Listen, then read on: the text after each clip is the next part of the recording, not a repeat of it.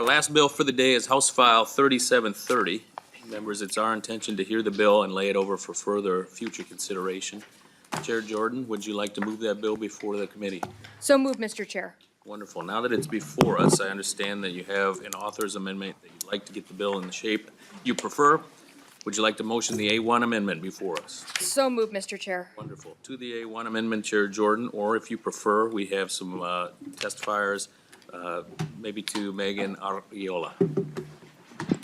Thank you, Mr. Chair. I am happy to address the amendment. These are largely technical changes to clean up the bill into the form that we would like it, and I will call out in my remarks as we walk through what areas have been amended by the amendment. Thank you.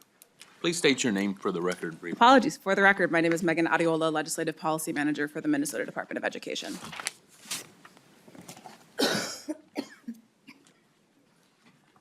I'd like to move to adopt the A1 amendment. All those in favor, please say aye. Aye. Opposed, nay.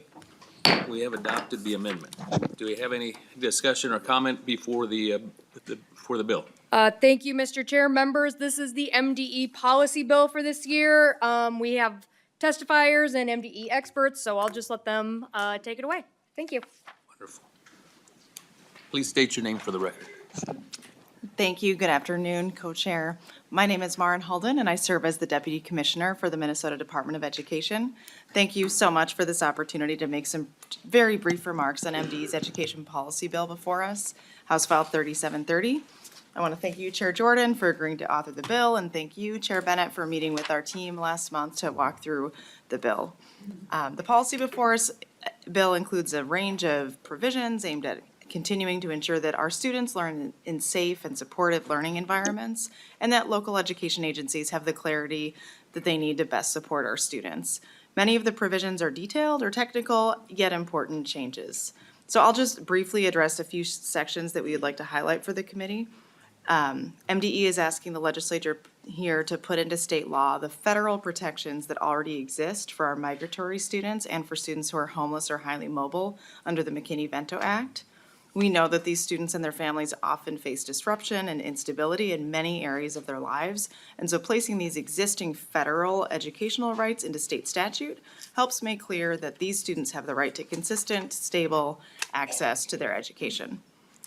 You will also see updates to the student bullying law that align with the guidance MDE has been sharing with schools and districts in recent years about how to respond to the student who engaged in the bullying. Schools already have really clear responsibilities in law to support the students who was targeted and impacted, but best practices in violence prevention show that if we don't also address the underlying reasons for the acting students' behavior, we won't see the long-term reductions in bullying and increase student safety.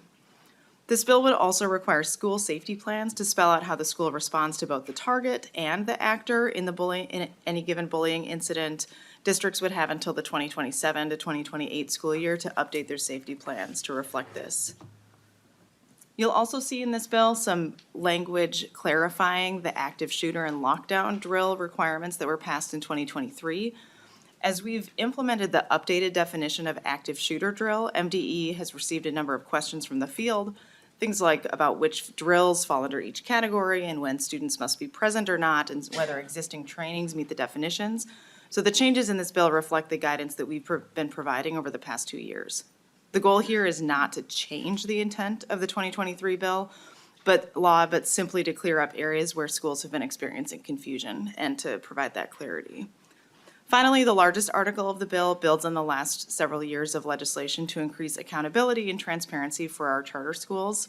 So I will now turn over to my colleague, Megan Mazzariola, to provide a section-by-section walkthrough of the bill. Thank you very much for your time, and we'll both be here for questions following her presentation. Thank you, Mr. Chair, members. As Ms. Holden stated, for the record, my name is Megan Ariola, the Legislative Policy Manager for the Minnesota Department of Education. I'll be giving a walkthrough of each section of the policy bill, and since the bill is short, and I know that we are at the end of committee time, I will be happy to stick around for questions at the end of the presentation. Beginning with Article 1, Section 1 on line 1.18, this amends the statutory definition of kindergarten to make it clear that kindergarten is a grade and not a program.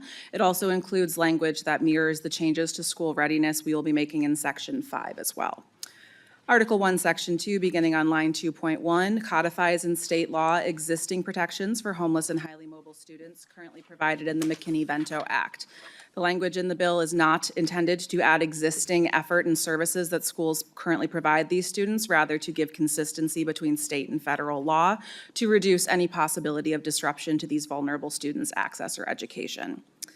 Article 1, Section 3, beginning on line 3.30, provides a similar codification in state law for existing protections for migratory students that exist federally. Article 1, Section 4 makes one line change on line 5.2 to be clear in state statute that academic standards are adopted for the K-12 system as a whole. Grade level appropriateness is determined and established in the grade level benchmarks, as you heard in our presentation to this committee last week. Article 1, Section 5, beginning on line 5.5, amends the Comprehensive Achievement and Civic Readiness Statute to remove a reference to meet school readiness goals and replaces it with more holistic language that you see on line 5.15. The field has previously told MDE that the term school readiness is alienating to certain communities and families, and this language was created in conversation with community partners to reflect the responsibility of adults and systems to support all learners.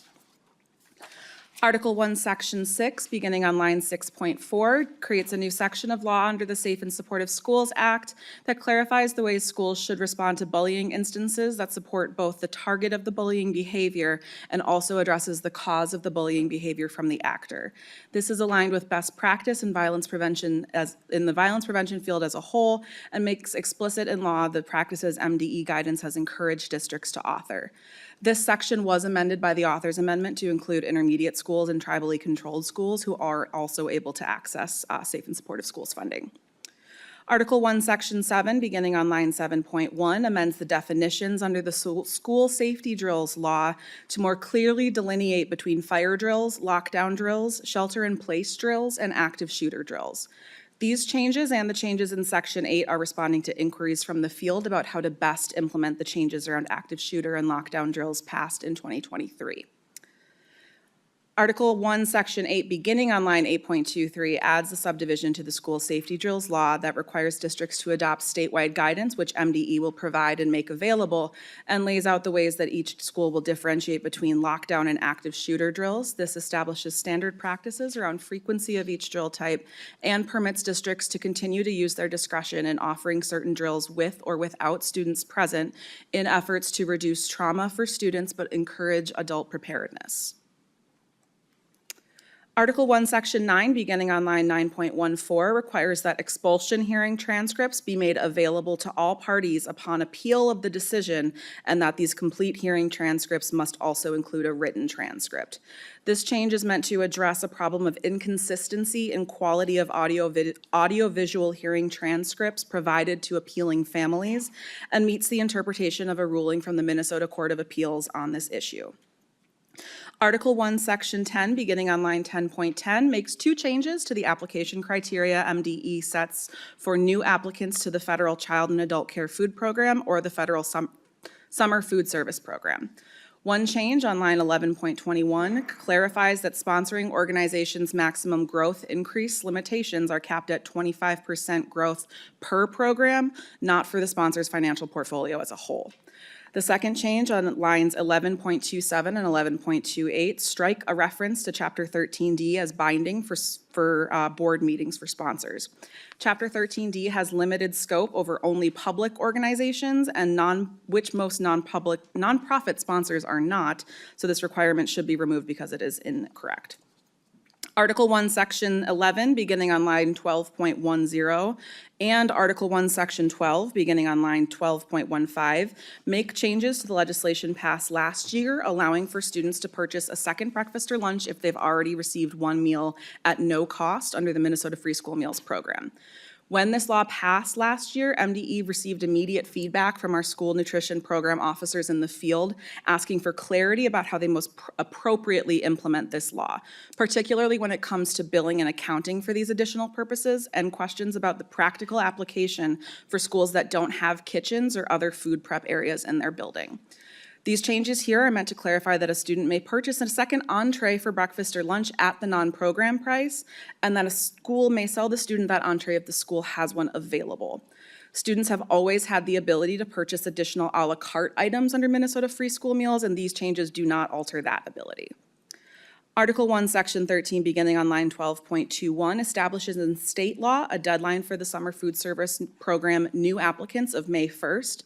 Under federal law, states have the ability to establish their own deadlines for these applications, and May 1 is the deadline that MDE has been using for years and have never had an issue with an applicant being able to meet that deadline, so we would like to add that to statute for consistency. Mr. Chair, that concludes Article 1. Article 2, Education Excellence. Article 2, Section 1, beginning on line 12.28, provides MDE the authority to establish alternative assessment options for bilingual seals for languages that do not have a nationally normed assessment available. Under existing law, students must demonstrate proficiency through commercially available, nationally aligned assessments in all four language modalities in order to receive their bilingual seal. However, of all of the languages spoken by Minnesota's multilingual learners, only 10% have national assessments available. Allowing MDE to provide alternative assessment options will allow students to demonstrate the mastery of their language and create a more inclusive and equitable system that recognizes the full linguistic diversity of our state and our student population. Article 2, Section 2, beginning on line 15.6, is the first of 3 READ Act provisions in this bill. This section provides consistency in the ability of parents to opt out of individual literacy screeners for students in grades K-3 as they are currently able to do for students in grades 4 through 12. The only remaining difference here is that for students in grades K-3, an opt-out may only be allowed if the student's teacher agrees that the screener in question may not be appropriate for that individual student's needs. Because the students in these grades K-3 are the most critical to support their literacy attainment, these opt-outs would be allowed only in limited circumstance and would not remove other obligations for the student and the teacher to continue to provide literacy interventions between screeners. This section was altered by the amendment to strike the language on lines 15.9, beginning with the screening tool, through line 15.23, ending in reading skills. This section was stricken because those requirements are already provided for in existing law that you'll see on lines 15.8 through 15.17. So we are striking this so as not to be needlessly duplicative in the same section of law. Article 2, Section 3, beginning on line 17.5, amends the parent notification section of the READ Act to affirm the requirement that when students in grades 4 through 12 are screened once per year who are not reading at grade level, their parents have to be notified that a screener took place in the same way that they're notified for students in grades K through 3. And this section was altered by the amendment as well to relocate the new language that currently appears on line 17.19 through 17.21 to be added to line 1710 after the word year. Article 2, Section 4, beginning on line 18.3, establishes new requirements for MDE to review READ Act curricula and intervention materials on a regular basis to keep our list of aligned materials up to date. This section was also altered by the amendment to change the date for the department to establish this review process by October 1st of this year instead of June 1st. And this amendment also struck the language from line 18.18 that says, "and an institution of higher education." Our ability to partner with an institution if we desire is already made available in other sections of law. Article 2, Section 5, beginning on line 18.26, amends PSEO law to consistently refer to the post-secondary institutions participating in PSEO as eligible institutions, and this just aligns better with terminology in other areas of PSEO law. This section states that the requirements of this chapter are also the basis by which a student may be denied participation in a PSEO course, and that failing to meet these is the only method by which you may deny a student participation in a PSEO. Excuse me. This section also strikes language on lines 19.16 and lines 19.7 as that language already appears in lines 19.5 through 19.11, and this is a duplicative reference. Article 2, Section 6, beginning on line 19.18, amends a provision of law passed last year that establishes a secondary date by which a student may notify their school that they plan to participate in a PSEO course. The language in current law was stricken and rewritten to make it clear that the May 30th notification deadline may be given for both terms of the following school year, and that if a student does not participate in the PSEO course in the fall of their school year, they may notify their school by October 30th of their intent to participate in a spring term PSEO course. Article 2, Section 7, beginning on line 20.3, amends the secondary course credit law to make it clear that PSEO course credit may be granted to satisfy graduation requirements so long as there is demonstrated alignment between the standards and the student's alignment under the course. This section also establishes a process by which a school district may request additional information about the course offerings from the eligible institution to determine if that alignment is met. And this would also grant MDE the ability to be the final decision if there's a disagreement about course and credit eligibility, and that our decision would be binding. We currently do provide this mediation, but giving us the last say kind of removes the problem for the family of the student and the district. And Article 2, Section 8 repealer is repealing the existing process for MDE to review curricula. Mr. Chair, that concludes Article 2. Article 3, charter schools. These are largely technical changes that I am going to speed up a little bit to just make it through, but happy to answer questions on any of these ones. Article 3, Section 1 makes it clear that charter schools that serve preschoolers and kindergartens have to abide by the screen time limitations for early grades. Article 3, Section 2 amends the statute on corrective action to make technical changes about the term chartering and to make it clear that additional business days, or to add additional business days to make time for the commissioner to determine their final notice about placing an authorizer in corrective action without making them wait for too long. Article 3, Section 3 amends the publishing requirements passed last year for authorizer. This is largely to eliminate duplicative language in statute. Article 3, Section 4, beginning on line 24.19, amends the statute around the charter school initial board of directors. And Article 3, Section 5 amends the compensation cap language that was established last year for ongoing charter school board members. Article 3, Section 6 relocates a chapter of authorizer law to a more appropriate home. Article 3, Section 7 is also a relocation provision, and Article 3, Section 8 is another relocation and statute provision. Article 3, Section 9 sets minimum expectations and requirements for charter school board meeting minutes. And Article 3, Section 10 cleans up the statute on charter school and school district collaboration agreements. Article 3, Section 11 also strikes duplicative language and publication requirements for authorizers. Article 3, Section 12 strikes language from a location in statute where it is not appropriately housed, and relocates it to another section of Charter Statute 124E. Article 3, Section 13 amends the CMO and EMO accounting provisions, and then Article 3, Section 14 is a repealer that repeals the existing section of charter school law that is now reflected in Section 11, and so it takes it out of its inappropriate statutory home. And finally, Article 4, the changes in this article are meant to reconcile the currently piecemeal statutory approach to procurement in state statute for school districts. And I do want to note that we're in conversation with our school partners to work on incorporating some of their feedback about how to make this statute work better. In the end, it is mostly about trying to create a singular home for all of the expectations for procurement and purchases using state dollars from school districts to make sure that it is not overly burdensome for districts to be following their obligations under the law for that. Mr. Chair, that brings us to the end of my presentation, and I stand ready for questions. Thank you, Ms. Ariola. First, we're going to do some testimony. We have 4 folks on the list here for today. I was going to send that. Followed by Rick Kaufman. We will have to ask to provide the testimony in your remarks for 2 minutes or less. Apologies for that. Mr.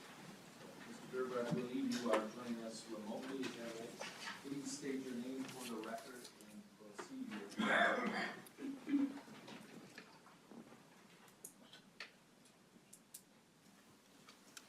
Thank you, Mr. Chair and committee members. My name is Garrett E. Gerber. I am the business manager for Holdingford Public School and the vice chair of the legislative committee for MASBO. I'm here today to express my concerns over Article 4 of House File 3730, specifically the scope of the policy, the breadth of the conflict of interest provisions, and the proposed limitation on contract length. First, the bill states all purchases must comply with the procurement policy. There is no minimum threshold. Second, while not opposed to conflict of interest provisions, the bill establishes a very broad provision that extends to all employees and references their partners, family members, companies that currently employ or will employ one of these persons in the future, further requiring proactive disclosure of any potential conflicts. This language mirrors uniform grant guidance. When paired with the all purchases language, this level of scrutiny does not make sense applied to routine purchases.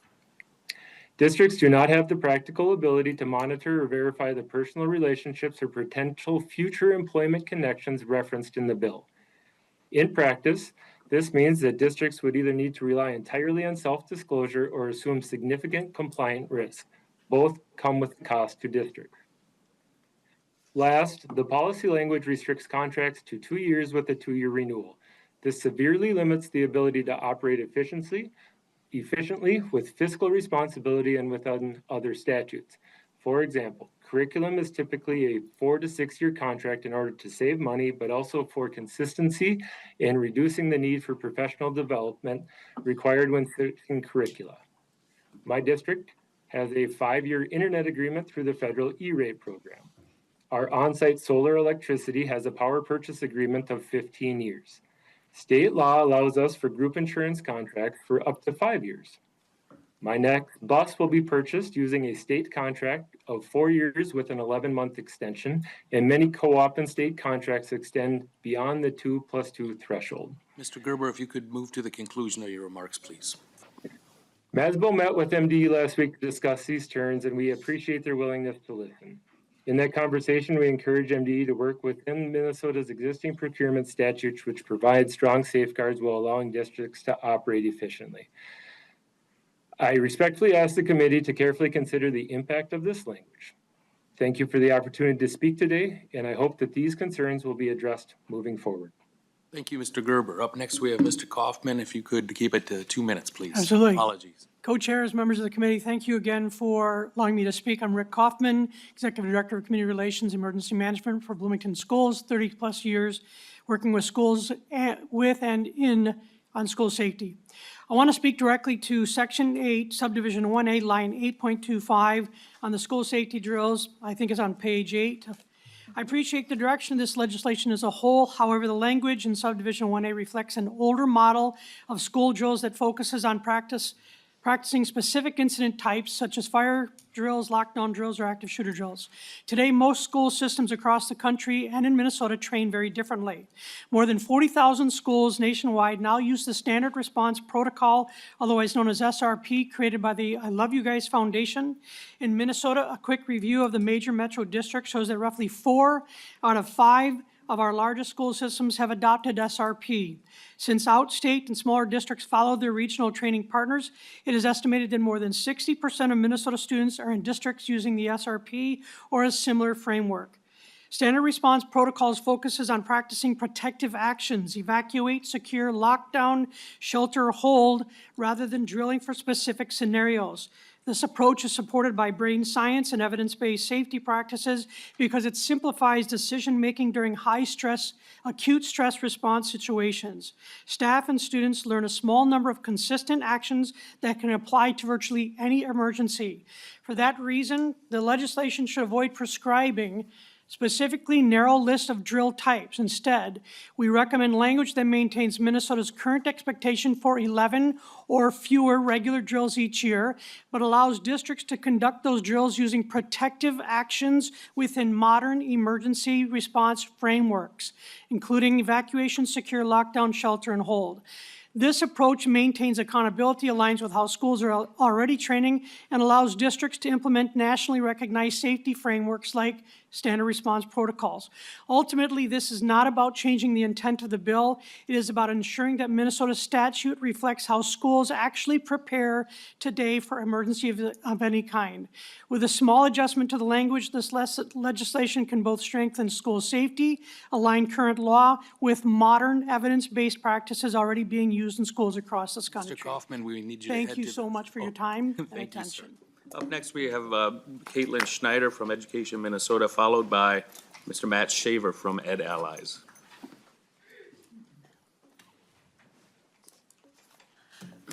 Mr. Chair and Madam Chairs, my name is Caitlin Snyder with Education Minnesota. I have a flag mostly about a timing issue more so than a substance issue. Members who serve on Education Finance heard Representative Bakeberg talk yesterday about the Blue Ribbon Commission and the conversations they're having about how to meet their target of cutting $250 million. He talked about ADSIS. Another item that has been identified by MDE to potentially cut is homelessness transportation in the special education formula. That can be cut from the special education formula under federal rules without interfering with the maintenance of effort, because it's not technically a special education fund, and it just happens to be about the same price tag as what they're shooting for. I have timing concerns about Article 1, Section 2, that relates to making sure that our students that are facing housing insecurity get the services that they need, because of the conversation that's happening right now in the Blue Ribbon Commission about potentially cutting those services and the funding that goes to districts for those services. This really impacts regional centers, so not just Minneapolis, St. Paul, but Duluth, Moorhead, Winona. If you represent an area that has more infrastructure to support people facing homelessness and housing, this will hit you disproportionately. So I would much rather have this conversation after we have successfully prevented the Blue Ribbon Commission from making cuts to special education. Thank you. Thank you, Ms. Schneider. Up next, Mr. Schaefer. And then we have 3 on the list, and then we will offer an opportunity for the co-chairs to comment before we lay this bill over and head off to our next session. Mr. Schaefer.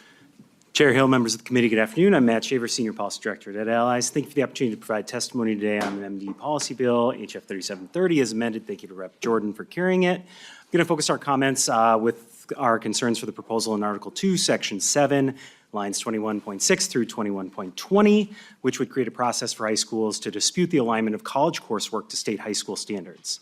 The department's proposal burdens students rather than the institutions involved to demonstrate the education the student received was rigorous and aligned to graduation standards. It requires students, not professors or the college, to submit a syllabus and undefined, quote, other materials necessary to a high school to demonstrate whether the college course they successfully completed met or exceeded those state high school standards. The notion that in order to stay on track for graduation, a high school student would be expected to navigate a dispute between a college and a high school and potentially the Department of Education over whether or not a college course they took and passed is aligned to K-12 standards doesn't provide students a meaningful voice, setting them up to be run over by bureaucracy. Students shouldn't get caught in the middle of systems-level conversations about high school and post-secondary course alignment that in reality has more to do with how the state splits money between the institution and high school than whether or not college courses are aligned with state standards. This really matters, and according to MDE's 2026 rigorous coursework report to the legislature, PSEO is the rare education program we have in Minnesota where we've actually closed an opportunity gap. There's near racial parity in access to PSEO statewide and an actual closing of an opportunity gap for Black students specifically. 37% of high schoolers in Minnesota are students of color. 35% of PSEO students are students of color. 11% of high schoolers are Black, while 15% of all PSEO students are Black. PSEO demonstrates exactly the kind of fair access to opportunity rigorous coursework should be providing. It's the only type of rigorous coursework with this data we have. So if the funding mechanism is flawed and outdated, let's fix the funding mechanism. Don't create another barrier to access for students and stall out that all too rare good news we have. There's bipartisan efforts moving in the other body to create that dual enrollment task force, which we support. We have strong concerns about this kind of proposal, which would kneecap the real progress we have here. Thank you for the opportunity to testify today. Thank you all for your public service to our state. Thank you, Mr. Shaver. We have just a few moments left here for testimony. We'll start with Representative Keeler, followed by Representative DePel. I don't have testimony, I just have a question. Well, I have a couple questions. Thank you, Chair. Thank you, Chair Jordan. I guess my first question is around the homelessness stuff. I just want to remind us that in the work that we've done around the attendance task force, transportation was one of the buckets that we actually identified in what some of the barriers were for our students to be successful. If I can ask nonpartisan staff for just a clarification. So I'm looking at line 3.5, 3.6, and it refers to an underlined statute subdivision around transportation. I know that in 310 and 311, we talk about, or down 315, we talk about supports for an academic year. Can you just clarify for me that the transportation language with the underlying statute means that we would provide transportation for a student experience unsheltered living for the remainder of their school year? Mr. Strom? I'm sorry about that. Mr. Chair, Representative Keeler, the transportation provisions for the homeless are part of Section 123B92. And that essentially requires, that matches the McKinney-Vento and requires the districts to transport. That's part, as was mentioned, as part of our special education funding formula. And that transportation is depending on the districts, which of the special ed formulas the district is under is either included in that formula or not. So there's a separate line item for that now, and that transportation is essentially covered and funded through that item. So the reference here on line 3.6 to 128.20 sub D2 isn't really the one for the funding. That's in chapter 123B. Representative Keeler, any quick follow-up? Yeah. Maybe I need to ask my question different. I think what I'm trying to get to is if a student has experienced unsheltered living and they need transportation to get to their school of origin, are we going to be able to cover that transportation for the remainder of their school year, not just the remainder of a semester? Yes. Mr. Chair, Representative Keeler, yes, under the transportation provision, that's required for the rest of the school year. Okay. Yep. I just wanted to make sure that was on the record. The next question I have, thank you. The next question I have, I actually am really interested in the SRP conversation that we were having, because I do think to be really prescriptive about what's happening in the world right now and what our kids need to get used to is creating a really big mental health ripple effect for our kids. Just sending kids through some of these drills can just be really overwhelming. So I think it would be worth our time to maybe explore what that could look like a little bit more. The last thing is more of a suggestion, but also an understanding of why we're not using the same language in some places of this bill and we're not in others. It may just be able to be an oral amendment. So on 15.27, 15.28, we just say a parent in consultation with the teacher. But when we move to 24.3 and in other places, we say parent or legal guardian. And I think it is really important that we don't just say a parent, because we know many students have different family styles. And so maybe that's just oversight, or is there a reason why in this section it's only identifying a parent? Mr. Chair, Representative Keeler, I appreciate the flag. I don't believe there's a reason, except that we were trying to be consistent within the READ Act. I do think that your point about other areas in Chapter 120 using the reference of parent or legal guardian is a good one that I'm happy to discuss more. I think it's, that's a pretty technical fix if that's how we refer to parents or legal guardians in the rest of education statute, so. Rep. Keeler, further follow-up, we do need to move, we are gonna go about another 9 minutes before we gavel out and lay this bill over, so please quickly, and we will move on to the others. I think on the that's list. fine. I think I would just like it to be consistent across the board. That's all that I'm asking. Thank you. For sure.